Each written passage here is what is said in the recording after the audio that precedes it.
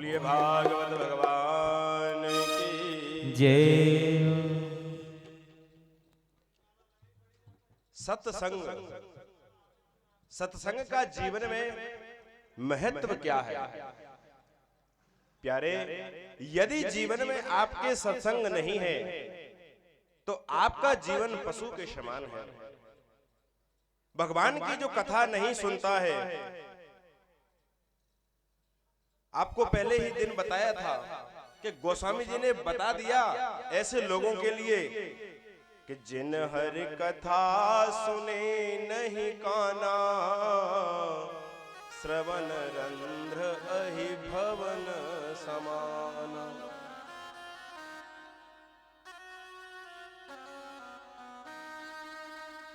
एक घड़ी आधी घड़ी, आधी से पुण्याध, तुलसी संगत साधु की हरे कोटि अपराध। एक घड़ी, वह भी नहीं आधी घड़ी। एक घड़ी होती है 24 मिनट की। ध्यान देना इस बात को।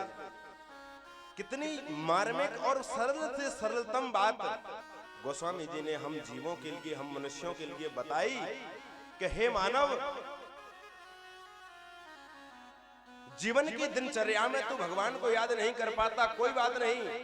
24 घंटे ना सही, 12 घंटे ना सही, अरे 1 घंटा भी ना सही, सच्चे मन से एक घड़ी यानी 24 मिनट, उतना भी नहीं, आधी घड़ी 12 मिनट, अरे भाई इतना भी समय नहीं है तो आधी से आधी यानी 6 मिनट तू केवल भगवान का भजन कर ले।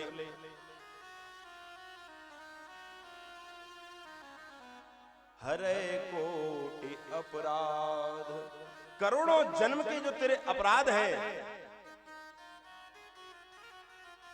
उनको वह भजन हरण कर देगा, नष्ट कर देगा। तुम्हारा जीवन सफल हो जाएगा। पुण्य के प्रकाश से उज्ज्वलित तुम्हारा जीवन आगे फिर भगवान के धाम की तरफ बढ़ जाएगा। सत्संग की महिमा क्या है? देखिए एक बात बताएं, एक समय इस बात को लेकर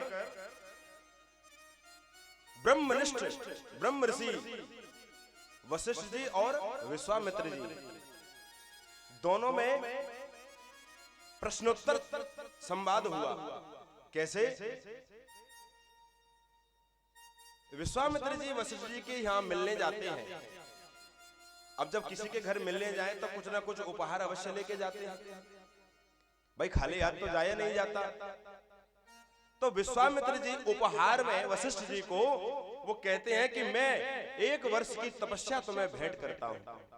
तपस्या का फल वो दे देते हैं। लेकिन जब कभी वशिष्ठ जी मिलने आते हैं तो वहां वशिष्ठ जी विश्वामित्र जी को, ध्यान देना भैया, विश्वामित्र जी को कहते हैं कि मैं तुम्हें 1 घड़ी के सत्संग का फल भेंट करता हूं।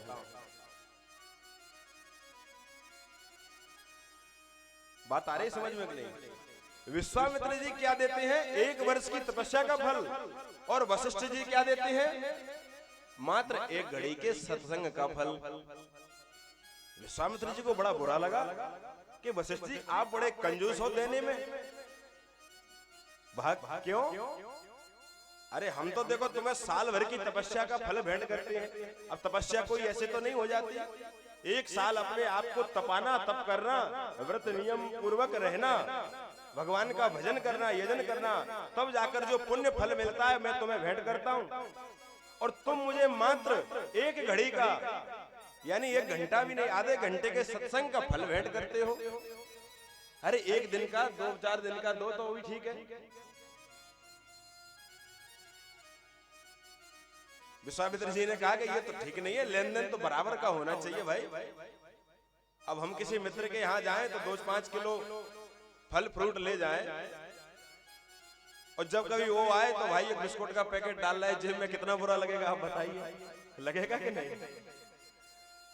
विश्वामित्र जी ने कहा, तो वशिष्ठ जी ने कहा कि भैया ऐसी बात नहीं है, जितना तुम देते हो मैं भी उतना ही देता हूं, बल्कि उससे ज्यादा ही है, मैं कम नहीं देता। वाह, ये कैसी बात हुई? 1 वर्ष की तपस्या और कहा 1 घड़ी का तुम्हारा सत्संग का फल, ज्यादा कौन हुआ? वशिष्ठ जी कहते हैं कि ज्यादा तो मेरा ही भेंट हुई, मेरा ही उपहार हुआ, ज्यादा नहीं। सत्संग बड़ा है कि तप बड़ा है? आप बताइए कि सत्संग बड़ा है। विश्वामित्र जी कहती हैं, क्यों मूर्ख बनाते हो? तप सबसे बड़ा है, तप बल। तप के बल से ब्रह्मा जी सृष्टि निर्माण करते हैं, विष्णु पालन करते हैं और महादेव संहार करते हैं। तपस्या सबसे बड़ी है। वशिष्ठ जी कहते हैं, भैया मैं तो जहां तक जानता हूं, मेरा ज्ञान जो मुझे बताता है, तो सत्संग ही बड़ा है मेरी नजर में। दोनों में विवाद हुआ, कोई हार मानने को तैयार नहीं। तब आपस में कहा कि ऐसे तो विवाद सुलझेगा नहीं, प्रश्न का उत्तर हमें कहां मिलेगा? कि चलो किसी विद्वान पुरुष से पूछें। अब विद्वान कौन? भाई दोनों ही ब्रह्मनिष्ठ ऋषि, तपधारी। एक तो साक्षात ब्रह्मा के पुत्र हैं वशिष्ठ जी, दूसरे विश्वामित्र जिन्होंने अपने तपबल से, अपने गायत्री अनुष्ठान से दूसरी ही सृष्टि बनाने की सामर्थ्य पैदा कर ली। अब ऐसे लोगों के प्रश्न का उत्तर कौन दे? कोई साधारण व्यक्ति पूछे तो कोई बता भी दे भाई, निराकरण करे। तो दोनों पाताल लोक में चले गए, अनंत भगवान के पास, शेषनाग के पास। वहां पहुंचे जहां शेषनाग के फण पर पृथ्वी विराजमान है। शेष भगवान स्थिर अवस्था में बैठे हैं, अपनी मुद्रा में विराजमान है। दोनों ऋषि गए, प्रणाम किया। आओ ऋषि महात्मन, है ब्रह्म ऋषि, आप लोगों का स्वागत है, अभिनंदन है, वंदन है। कैसे आना हुआ आज मेरे द्वार पर? अनंत भगवान ने पूछा। विश्वामित्र जी ने कहा, प्रभु हमारा एक प्रश्न है कि क्या कि सत्संग बड़ा है या तपस्या बड़ी है? अब दोनों ही धर्म धुरंधर हैं, तपोनिष्ठ हैं। अनंत भगवान ने सोचा किसी एक की बात मैं कहता हूं तो दूसरा बुरा मान जाएगा, कैसे समझाऊं? मन में एक युक्ति आई। कहा, देखो महात्मन, जब कोई व्यक्ति वजन से, भार से दबा हुआ हो, उसको ठीक विचार नहीं कर पाता है। मेरे सिर पर देखो इतनी बड़ी पृथ्वी रखी है, मैं वजन से दबा जा रहा हूं। तुम एक काम करो, मेरी पृथ्वी को थोड़ी देर के लिए पकड़ लो और मैं तुम्हारे प्रश्न का उत्तर दे दूंगा। तो इसमें क्या बड़ी बात है? लाओ मुझे। विश्वामित्र तो अपने तप बल के अहंकार में थे। लाओ मैं अपनी तपस्या का बल लगाता हूं। पृथ्वी जी को जैसे ही दिया उनके हाथ में, शेषनाग के फण से पृथ्वी हाथों पे आई नहीं पाई पूरी तरह, तब तक दबने लगे विश्वामित्र। अरे अरे पकड़ो पकड़ो, गिरने वाली है पृथ्वी। तुरंत वशिष्ठ जी ने अपने दोनों हाथों में लेकर के स्थिर करके कंधे पर खड़े हो गए।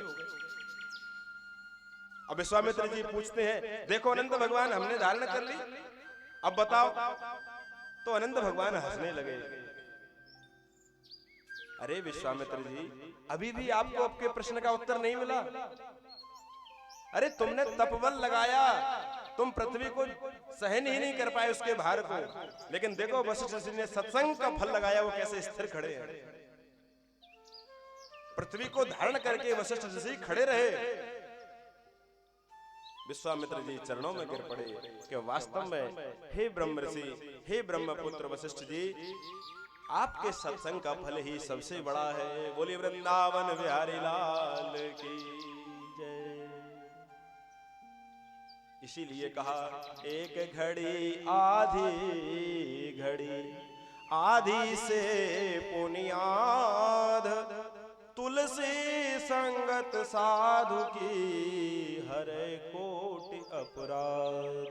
हरि बोल, जय जय श्री राधे श्याम।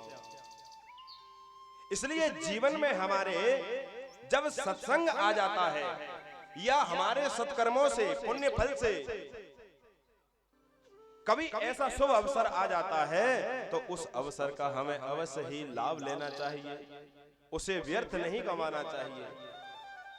श्रीमद् भागवत महापुराण के 10वें स्कंद की कथाएं आपने कल श्रवण की, जिसमें यदुवंश में वसुदेव देवकी के यहाँ आपने भगवान श्री कृष्णचंद्र के जन्म की लीला का श्रवण किया था। नंद उत्सव इत्यादि, कालिय दहन लीला, उसके बाद श्री गोवर्धन की पूजा भगवान ने करवाई इस ब्रजमंडल में। गिरिराज गोवर्धन की पूजा सारे ब्रजवासियों ने बड़े प्रेम हर्षोल्लास के साथ में की, आनंद मग्न होकर। और उस समय स्थिति क्या है,